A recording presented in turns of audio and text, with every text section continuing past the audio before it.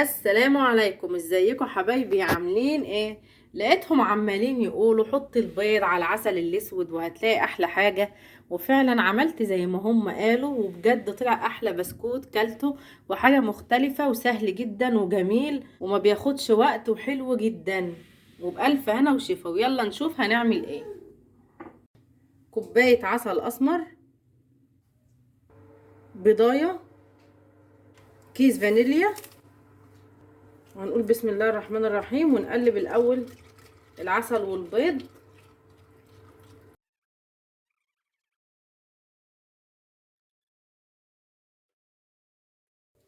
نص كوباية زبدة تكون سايحة وبدرجة حرارة المطبخ، سيحيها وسيبها تبرد خالص.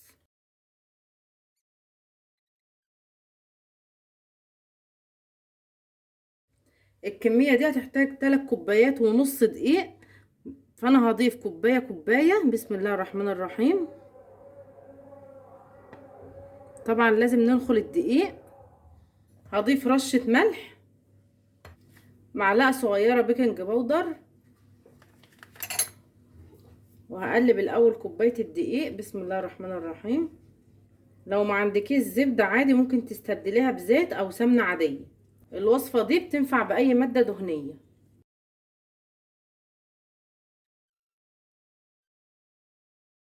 كده تاني كوباية دقيق بسم الله الرحمن الرحيم.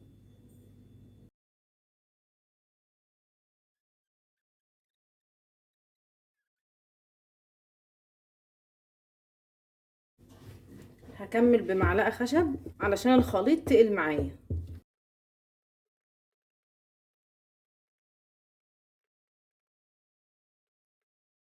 كده كوباية الدقيق التالتة.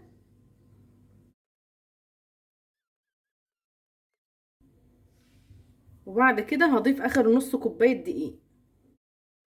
في اخر خطوة دي هلم الدقيق بايدي، بس هحرص ان انا معجنش العجينة، انا بس بلم الدقيق علشان تبقى متماسكة، مش هعجنها.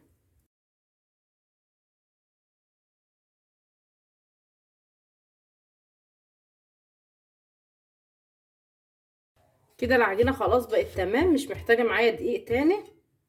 علشان اعرف ازاي هي مش محتاجة دقيق، همسك طبعا دي ايدي ملزقة زي ما انتوا شايفين كده، مش عارفة اختبر بيها، فبايديا التانية كده وهاخد قطعة. لو لقيتها ما بتلزقش كده واتشكلت كده يبقى هي كده تمام، مش محتاجة دقيق تاني.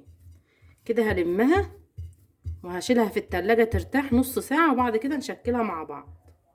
طلعت البسكوت من التلاجة بعد نص ساعة، هنشكله مع بعض بسم الله الرحمن الرحيم. اول حاجة هقطعه كرات صغيرة كده، هحاول اقطعه كور متساوية علشان كله يبقى حجم واحد. لازم تكورها كويس كده الاول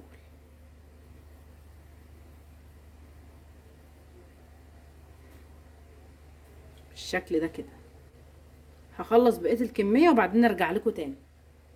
كده انا شكلت كل الكمية اللي معايا، فدلوقتي عايزين بقى نشكلها اي شكل عندك. انا ما كانش الصراحة متوفر عندي، وحبيت ان انا اعملها لكم بحاجة تانية غير الشوكة. فلقيت الكوباية دي عندي وفيها الوردة دي كده في ارضيتها، دهنتها زيت بسيط جدا. وهنسمي الله كده مع بعض ونجرب. هنقول بسم الله الرحمن الرحيم، وهتبص فيها كده وتحاولي تخلي البسكوتاية في نص الكوباية بسم الله.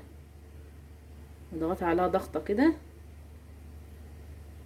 شايفين ما شاء الله طلعت حلوة قوي، بس انا هنا دهنتها زيت علشان ما تلزقش مني والشكل يطلع مظبوط. هشكل بقية الكمية بنفس الطريقة كده بسم الله.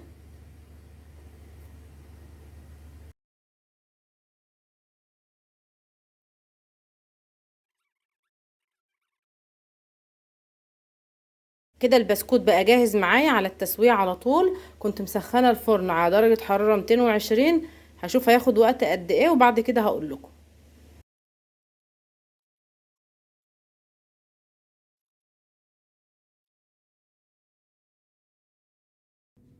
وده شكل البسكوت من جوه، حلو جدا وطعمه جميل، وبألف هنا وشفا. وبكده ابقى خلصت معاكم وصفتي النهارده، وبألف هنا وشفا. لو عجبتكم الوصفه بتاعتي ما تنسوش تدعموني بلايك واشتراك في القناه علشان يوصل لكم كل جديد. مع السلامه.